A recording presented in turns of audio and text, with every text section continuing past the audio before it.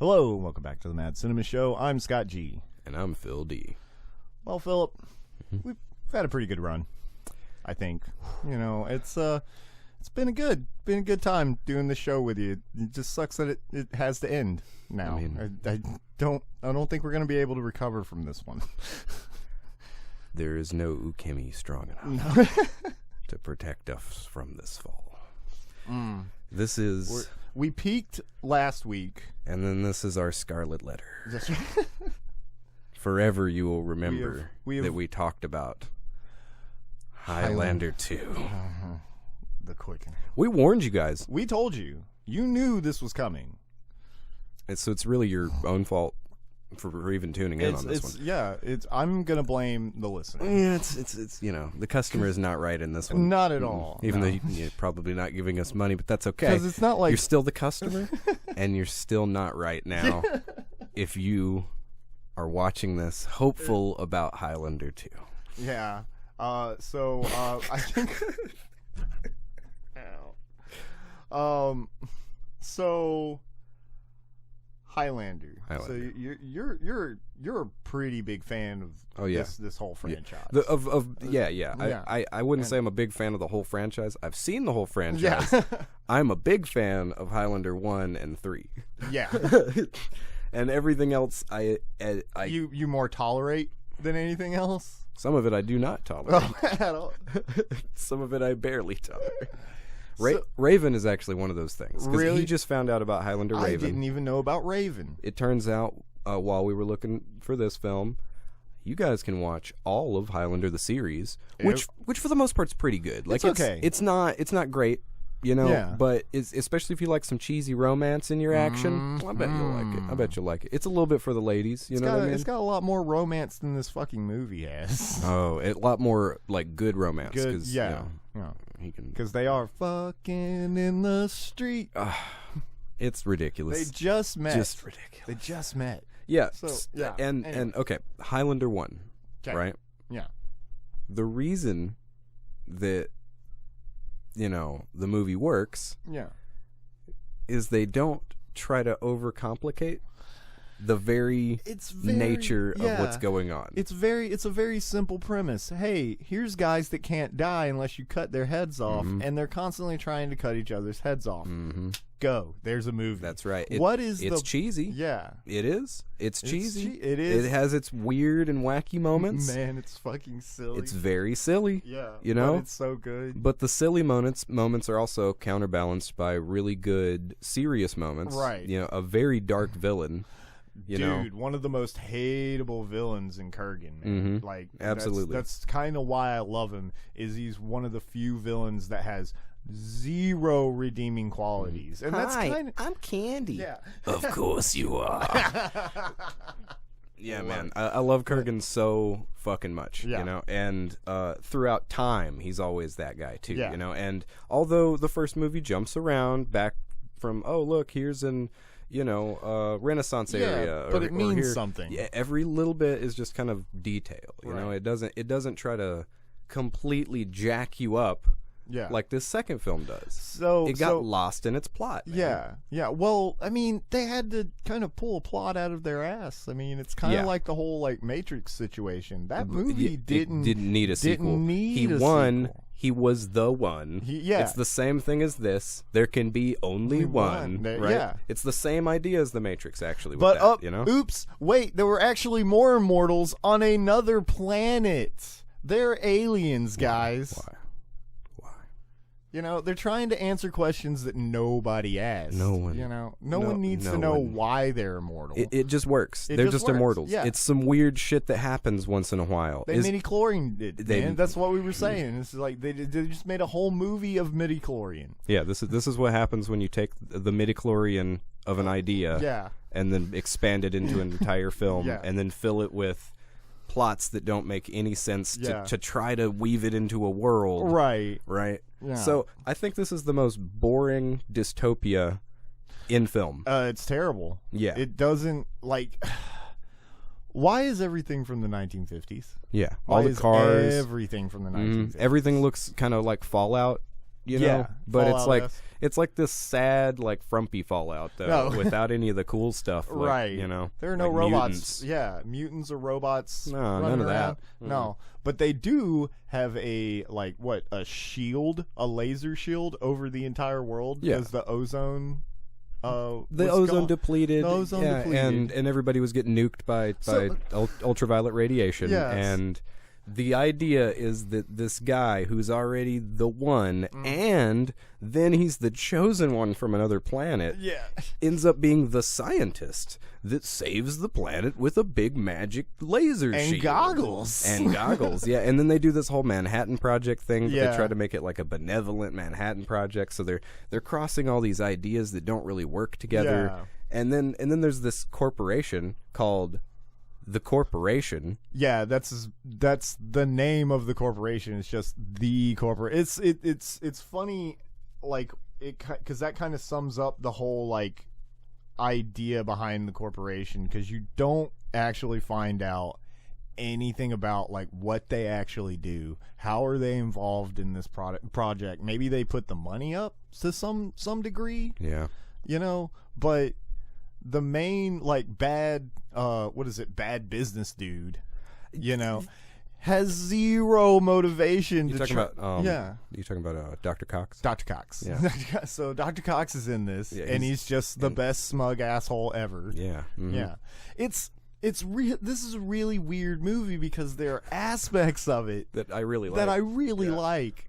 But on the whole, it's just a mess. It is just the most beautiful dumpster fire I think I've ever seen. Yeah, because I mean, there's things about the design of stuff that you're like, oh, this kind of has a striking look. Yeah. But then you look at it, you're like, but it also looks cheap and stupid. Yeah. You know, and then there's like, and they make circuit boards from all these super high tech, technology satellites and like force field projectors. All run off of like remote circuit boards. Yeah, because there's a part at the beginning of the movie where there's a terrorist group. What's her name? I don't have any idea what her name is. That's another one too. They who knows what her name is, and we're not looking it up either, huh? No, not at all. Because we don't care. Yeah. So there's a terrorist group that is like eco-terrorists that are saying that the corporation is lying to everybody because at this point the ozone layer has healed itself and the shield is unnecessary. So they're trying to prove it, and they're breaking into this place. Yeah. Actually, you know what? I don't even think they know that. I think that the ozone layer is back. I don't think they know that until they break in, because she gets that info from the thing. Oh. So why are they breaking in? Just because they hate the corporation? Because fuck the corporation? I guess. Okay. Well, I mean, they were pretty evil. They are a bad corporation. That guy's smug as fuck. He is smug. I wouldn't like him either. And he has all these like really dumb police guys that, because it just seems rude. to be just, he puts his feet on desks. Oh, all the time. He puts his feet on desks. Not even his desk. No, other people's desks. He'll walk in your office and put his feet right on your desk. That's uncalled for. Okay. Look, Dr. Cox. Yeah. This is not your office. This is not your office. But basically this terrorist organization breaks in and figures out that this whole plot about the thing, and then the whole time in the entire movie you never get an explanation as to why the corporation wants to keep the shield active. No, their motivations are like that. I want to say, hey, maybe it just got put on the cutting room floor, but just knowing how bad this movie is from the outset, it seems like they didn't even think about it. They didn't even think about it because why are they doing? Like I said, it's the fact that the corporation is just referred to as the corporation shows how much thought they put into that plot line, and it's one of those things. It's like, why is it even here? Why is it even here? Yeah. But then you find out that, of course, all the immortals are from a alien world. Because that needed an explanation too. Right. Yeah. So it at the beginning of the film, you get to see Connor and Ramirez again. Right. I don't know why they wouldn't just go ahead and bring back all of the other immortals, and like try to put. Well, maybe they couldn't get the other. Yeah, maybe the other. They couldn't have got Castigar, man. They couldn't have got Castigar. Castigar was smart enough to. Oh, this is a dumpster fire. No, I'm staying away from no. I don't want Highlander 2 on my resume. He had the foresight. That's what it was. Yeah. But you're greeted to this wonderful, a long time ago in a galaxy far, far away that kind of looks like planet. ancient Egypt. You know, but it's also kind of a bunch of weird homeless warrior guys. And Sean Connery's the leader, and then he's like, "There's a chosen one," and it turns out that it's forehead over here. Yeah. And so when fucking forehead, and that's part of the reason why they take the honey, and he puts BFF on his forehead, and then they're best friends and then for they're life. Best friends for life. So that explains why later in the movie Ramirez becomes Beetlejuice, and he can just say his name 3 fucking times, and then he shows up even though he's dead. He's not a. Yeah, that doesn't make any sense. Like, where does he go? Did he go back to the planet when he died? They didn't explain that. If he goes back to the planet, then does that mean that how does any of this work? Did they explain this detail and I was just sleeping? They didn't. Is that okay? No. Okay. He totally Beetlejuiced him back to life. Beetlejuices him, but he can't Beetlejuice him again? Well, and he's also a really bad Beetlejuice because it's not like he shows up right where Connor is. He actually shows up in somewhere in the UK. Yeah. Learn to throw your voice, fool your friends, fun at parties.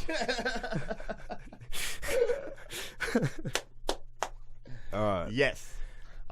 He's a bad Beetlejuice. Connery might be the best part of this whole movie. And the Connery scenes are great. Like him getting his tailored suit, wonderful. And walking in front of that wall of TVs right there, so he's just good. making just the goofiest smile. Yeah. Just woo. Really, when he gets there and they're doing Hamlet, and he walks up to him, Yeah. It's like, this is kind of an amazing scene. Yeah. It just sucks it's just in a bad movie. It's in a bad movie. But Connery sells it. Connery sells it. Except for this whole, he has the Force and can open fucking doors at the end. Yeah, what the fuck is that? All of a sudden, they get trapped in a room, and there's this spinning propeller that comes down at them because this is a functional thing that you need in this place. Okay, he stabs his sword into the concrete. Yeah. And then uses the Force to hold the propeller up. He makes this big speech about channeling all your life's moments into one moment. Right. And for some reason, the door that was closed that they couldn't get open before just opens. Boom. Boom. Boom. Done. You're safe. No sense. And then Sean Connery blows up. With the sword. With the sword, by the way. Which we have no idea how he got that sword, by the way. Unless there's a scene missing where Connor's like, hey, man, I've had your sword up in the closet, and I just didn't want to touch it, and here you go. Well, it's even weirder because after him and the sword blow up, Connor uses that same sword... Because he does not grab the sword. No, at all. It is very clear that he left Ramirez and the sword in the exploding fan room. Yep. And ran the fuck away with the blonde that I have no idea what her name is. Yeah. Did he come back? No. Did he just? Hold on. Wait, I forgot something. Mm-hmm. and then, by the way, the villain. What's that guy's name? Katana. Yeah, Katana. General Katana. That's right. He's got a scar. He wears black. That's the first thing he does when he gets to Earth is kill a dude and then super speed a train. A subway. A subway. Yeah. Subway train. Very reminiscent of that scene from the first one with Kurgan and but the it's old a lady. whole train of It's folks. a whole dude. He killed a whole train of folks with bad physics. That's what he did. Because all of a sudden, if you drive a train fast enough, did you know that you could sling all of the people stuck to the back wall? Yep. You could slam a man into the back wall fast enough to crush his face if you just go. You can get it up to enough G-forces to make somebody's eyes literally bulge out. They all became weightless. Yeah. That's right. Yeah. It was amazing. Yeah. Best scene in the whole movie. I like his grin the whole time. He's got that really awesome grin, but he has no idea how to use a sword. Not at all. The guy that's named General Katana, that's from a future where people fighting Highlanders, they're the worst. They're way worse than the first one. And I'm not saying the first one's amazing, but they at least sell the sword fights. Yeah, they sell it. It looks like they're actually fighting. At least a little bit. Maybe not the backflipping dude at the beginning. Yeah. But, the dude just backflips we're not talking over about that one, some though. cars. We're not there. All right. But the sword fights in this one are trash. Every one of them. The one at the end is so unsatisfying. It's like Connor has the upper hand until he punches him in the face. And then all of a sudden Katana's hitting him in the face. And then the fight's over. Yeah, and that's it. He just like does a sword thing, gets him down. And I don't even think Connor throws him off at that point. You know what I mean? When he's like on him and just punching the shit out of him. I don't even think he throws him off. I think Katana just gets up. He's just like, well, I guess I should let you hit me. It's your turn. Your turn. That's what these fights feel like. It feels like they're taking turns. Yeah, it does. Like, but there's just no stakes in that final battle. I mean, like Connor has the upper hand the entire time, and so I just thought about something, and I think this is kind of cool, but I just don't think they did it well. But I feel like the entire inclusion of Ramirez was actually just for Connor to believe in himself. Because if you think about Ramirez's role in this, he kind of comes in and he's like, hey, remember me? And then he immediately beats him in a sword fight to the point to where he's like, all right, I got it. You've been training and I've been dead. Yeah. I get it. Yeah. And then after that, like as they go into the thing, like he helps him get there, helps him plan it, but then he's like, you can do this. And you need the power of this blonde chick for some reason. Yeah, because he says, what is the line right before he fucking blows up? It's going to take both of you to stop the shield. What is she gonna do? She doesn't do nothing. She doesn't do nothing, man. Anything. And the quickening early on in the movie when he kills the porcupine bird man. Yeah. Yeah, and there's that electricity creature. When he's old dude creeping. Right before he gets pretty again. Yeah, that's right. Because basically she's like, fuck you, you're going to help me, Connor. And then he gets pretty and she goes, ooh. And then they fuck in the street. In the street. After knowing each other for all of, what would you say? Maybe 5 minutes. I mean, maybe movie time. Let's give him a half an hour. Let's give it at least a half an hour. You don't think he rode on that hoverboard for 15 minutes? You know what I'm saying? He had to figure it out. He crashed into some shit. They didn't show that. That bird dude was going in circles. With the man, I hate those guys. Those guys are like if Sonic the Hedgehog fucked a bird. Yeah, that's a really the really annoying bird too. Yeah, yeah, those are bad. Bad. Yeah, I don't know why they have those shitty wings. Like, it didn't look like the thing had thrusters at all. I mean, I guess it could be working on the same magnetic bullshit that the hoverboard was. But it just looks like he has a glider that doesn't obey physics again. It's like, we put him on strings and we don't even give a shit. When he cuts his head off with what is it? It's just like a extension cord. Yeah. He just runs into a cable while he's flying, and the head doesn't even really come on. He doesn't even cut him in the neck. It just it pushes his head, and it makes the head just come right off. Yeah, comes right off. Yeah, and then this guy flies into a breaker box that he sticks to, and then cooks, and then he's like on fire, and then it shows Connor, and then it shows the body with a head on fire, and then it shows Connor, and then headless body hanging. Not hanging on anything. No, it's just dangling and on fire, and then it just drops. Then it drops. Yeah, it's. But then the quickening's cool. The quickening is cool. I mean, he blows up everything. But why is the quickening at the very beginning of the movie way at that more level, and then the one at the end is nothing? But then Connor just steps into the fucking shield generator. Right. So he steps into this big beam of energy as though he's going to, instead of just turning it off. Yeah, it would have been. Like he doesn't know where the switch is. He built the thing. He built the damn thing. Can he not put a bomb in it and walk away? Right? I mean, it's gonna... Does he have to step inside of it? I don't know, man. And they made the quickening so weak for the big boss when they could have just made it where that blink quickening... and you miss it, man. Yeah. I don't even think I saw the quickening by that point. I think I was so disturbed about how lackluster the last fucking fight was that I was rolling my eyes while the quickening was happening, and it was gone. It was the quickest quickening ever. The quickeningest. The quickeningest.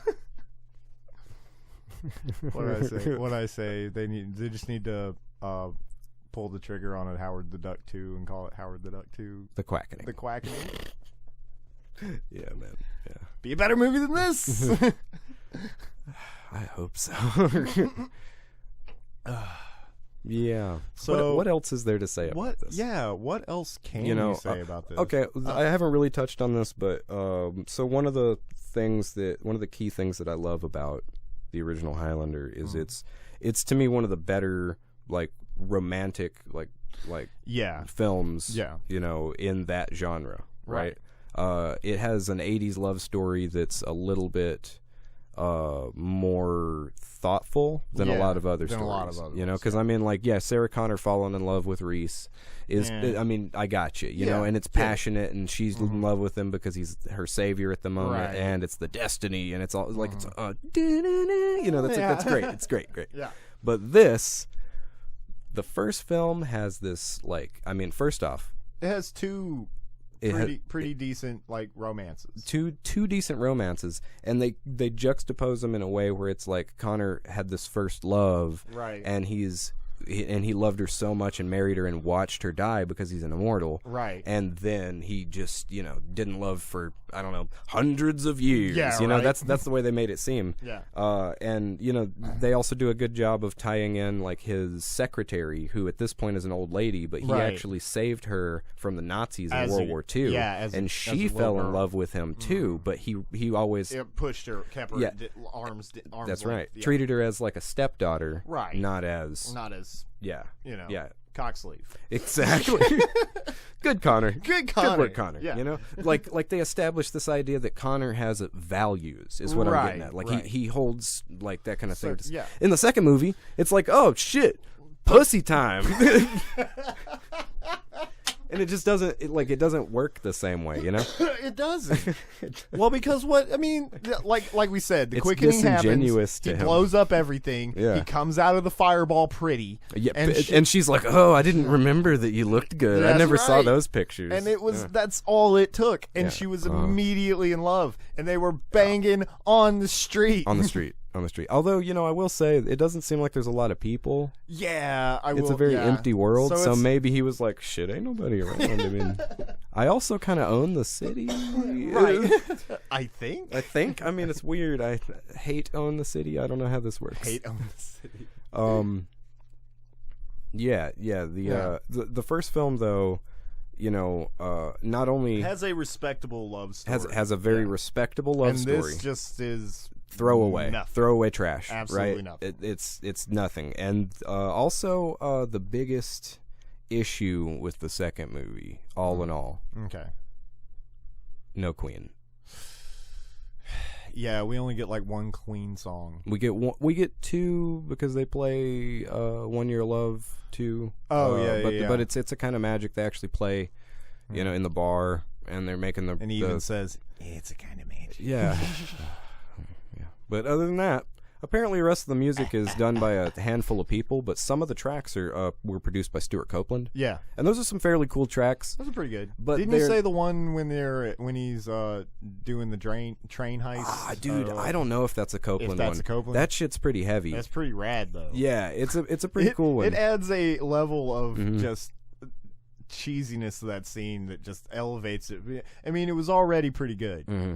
But then that song kicks in. Because it's kind of like the most kick-ass Scorpion song you can imagine. Pretty much. And it just whips right in. Yeah. You're like, hey. Okay. Whoa, this... Yeah, but no Queen, man. No Queen, and it hurts the film quite a bit with not having a soundtrack that is written so... correctly for it, or even memorable. Exactly. I mean, you really don't remember anything except for the time they played the Queen tracks from the last movie. Yeah. Other than that, it's like, oh well, that's kind of cool. The one scene on the train is memorable, and there's a couple of licks that you can tell. Oh, that's Stuart Copeland's drumming. That's really cool. Right. But if I didn't know it was Stuart Copeland. You wouldn't know. I wouldn't even... You wouldn't know it was Stuart Copeland. I wouldn't know at all. I wouldn't have gone, wait a second, that sounds like my buddy. Nah, man, it's just some shit in the background until you're like, oh, yeah, that is him. Yeah. It lacks a lot with the feeling of the film just in the simple score. Yeah. Just simply the score is half-assed at best. Yeah. Shitty love story.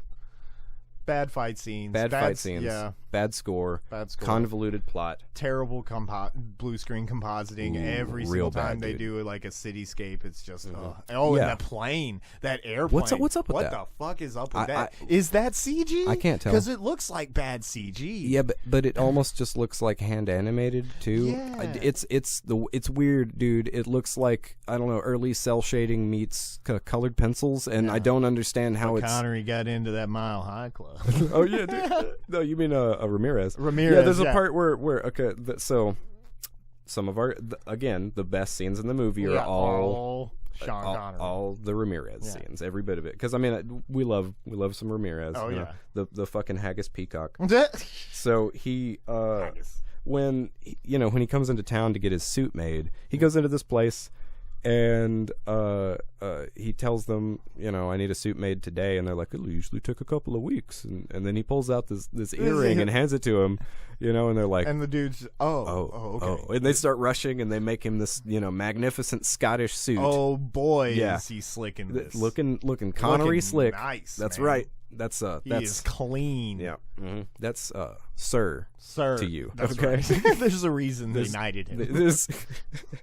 So then he's looking fresh, and they hand him his rapier wrapped up in paper. Yeah. With ties as a strap. And he puts it over his shoulder. He's like, "Oh, thank you," and he goes off on his way. Yeah. That's another thing. It's just like his rapier. Yeah. He got it from, because he reappears in like the middle of like a Hamlet performance. Yeah. Somebody performing Hamlet. And he doesn't know where he is at first. He just thinks he's in a period, because I mean he died back in the Middle Ages or pre-Middle Ages. This makes sense. People talk to skulls back where he came from. Yeah. He's like, well, you're just weird. This isn't that uncommon. Yeah. It's just it's all right, buddy. But in the middle of but he takes the rapier from the actor. Yeah. So it's a fake sword. Is it fake? I mean, that's a fake sword. Okay. But because I realized he never uses it to actually fight, but he is carrying that sword around. He does play fight with Connor, who is using a real sword. Who's using a real sword. Yeah. But after that, he never uses it again. That's when he magically gets his katana back. Right. That no one fucking knows where it comes from. He just said its name 3 times. Yeah, katana. But so he gets the shit wrapped up, and then the guy's like, do we need to call you a cab? And he goes, a cab? To take you to the airport. To the airport? Oh, yes, you said you had a long journey ahead of you. Yes. Probably the safest way to travel. Flying. Yes. And then he just walks off like, flying. And they put this man on a plane, and the whole time he's sitting next to this drunk yuppie chick, and he's like, how are we flying safely through the air? And she's like drinks. Drinks, alcohol. Yeah. And so she's getting sloshed next to him. And then he's watching this safety video, which is hilarious. Oh, it's the parody like TV videos or whatever. All great. That shit. They're great. Is good. It's very what were we saying? It's RoboCop. like RoboCop-esque. Yeah. RoboCop, Starship Troopers, that kind of like tongue-in-cheek propaganda. Because I have one. What is it? It's like the Psychic Chef or something. Psychic Chef, dude. Oh, it's real. That's really good. It's super stupid, and it's just dog shit TV. Yeah, so, but he's watching on the plane this safety video, and it's just like people. Like, the plane's going down in the video, and it's everybody's trying to put their masks on. This one dude puts an entire fucking bag on his head. People are fucking screaming. He's got and like just an air around. Bag, so he puts the bag over, and there's a tube coming out of it. Yeah. And it's on fire, and they're panicking. And then the plane just wackily. It's like a toy plane that they just dropped on a mountain. It disappears, like and you see a big explosion. It just instantly disappears too. Yeah, it's so good. Man, it shows it tumble all it's shitty. Man, that's pretty awesome. That's good. Good work. Good work there. Yeah, and but while he's on the plane, the next thing that you see is Connery being Connery, and him just macking on this chick, and he's talking about like Cleopatra, and he's talking about like all this stuff, and then he starts whispering in this girl's ear, and I know he was like, "So I just learned about the Mile High Club." Apparently, people in your time don't care where they fuck.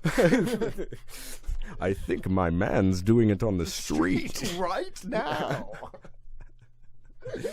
But it's pretty good, man. I do like most of the Connery scenes except for when he uses the Force. Connery is basically the best reason to watch this movie, unless you're making fun of it like us. Yeah, exactly. And that's what I've come to realize, is that as much as I like really hate this movie, it's hard for me to like be mad at it, because it's just so much fun to make fun of. Like, we've been making fun of this movie for so long now that it's kind of come back around to being love. This is our The Room. Right.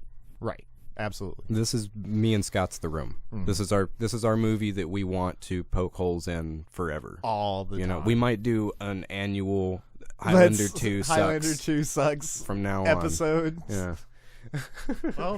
I don't know, man. Do you think we'll like destroy the world if we do that? Do you think that's just too much? Once we do it twice. Once we do it twice, that's what. If we get to 3 times, then Ramirez will come back to life. well, how many times? They made 4 versions of this movie. So we just watched the original release. Yes. Right? So that was just Highlander 2. Because there's Highlander 2. Was that one called The Quickening? That one's called The Quickening. Okay, so that's the original release. There's Highlander 2 Renegade version, director's cut, and then there's another version. So it's like fucking Blade Runner, but they never really made it better enough. Yeah. Enough. Okay, so we haven't seen but maybe 2 of these versions, I guess. Because you said you have the director's cut. Yes, I have the director's cut. So we're going to figure out what the newest version of this movie is, and we're going to revisit this podcast eventually, and we're going to talk about the differences. Once we've talked ourselves down. Yeah, because I'm heated. Cliff. I'm heated right now. I'm never watching this. I'm scared. You know what I'm scared of? This explanation of the plot. Oh, yeah. So this comes out of the female character that I still don't know her name. Yeah. Talking to Connor about the plot of the film so she can explain to you what's going on in this dumbass movie. And this is her explanation of this dumbass plot. Okay, now let me just see if I can get this straight. You're mortal there, but you're immortal here until you kill all the guys from there who have come here, and then you're mortal here. Unless you go back there, or some more guys from there come here, in which case you become immortal here again. Something like that.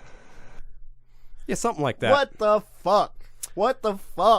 And you know what he said? It takes everything that I have when that scene comes on just to not start screaming at the screen. Why are you even in this fucking movie? God. No, man, you gotta hit a Vader. No! Yeah. Why, Phil? Why? Be more constructive with your criticisms. Why? Where? When? How, Philip? How did this happen? Apparently that happened because they all got real drunk. Oh yeah, that's what I was. In Brazil? Is that what you said? They apparently filmed a good portion of this, or if not all of it, in Brazil. Because it was cheaper. It's really funny on the like special features or whatever, the behind the scenes. There's a lot of like sideways apologies for this movie. We know what we did. Yeah. They do know what they did, and they should be ashamed. Smack on the back of the But hand. yeah, one of the excuses that they give is just like, well, we were in Brazil, so everybody was partying all the time. So basically, this movie it sucks because everybody that made it was drunk the entire time. Because of rum. That makes sense. I can believe that. Man. Yeah, because it sounds like a drunk rambling. The whole thing, yeah. Mm-hmm. I mean, especially that line. That line that you just played, that's a drunk rambling. That was the pitch of the film. No, that was the pitch of the film.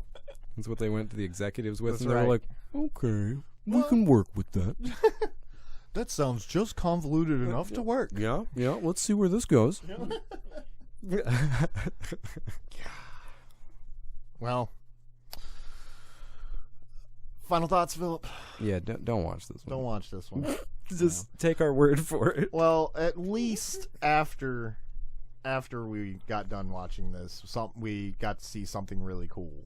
The SpaceX launch. Yeah, absolutely. That was awesome. That was super cool. So good job, NASA. Good job, Elon Musk. Yeah. Getting us back into space. We've done it again. That's awesome. That is super cool. Yeah, today's a pretty crazy day. Yeah. A lot of things going on, but I'm glad SpaceX launch happened. Exactly. Yeah, so what are we doing next week? What are we doing next week? Did we decide that this week was going, or this month was going to be kind of like, hey, what is it? So it'll be June. So would we call it like Boone? Scott. I mean, it's Man, bad. Why'd you do that on recording? We're not doing that, guys. Okay. That's not it. But like, like trying to find movies that we actually dislike, because we have been kind of like self-indulging ourselves throughout the entire with our favorite shit, Yeah. trying to get those out of the way first. So, hey, you want to watch the new Ghostbusters?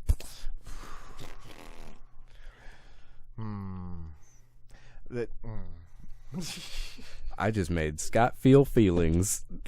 You hear this sound? I just stunned Scott with words. I have feelings. I don't know what these feelings want from me.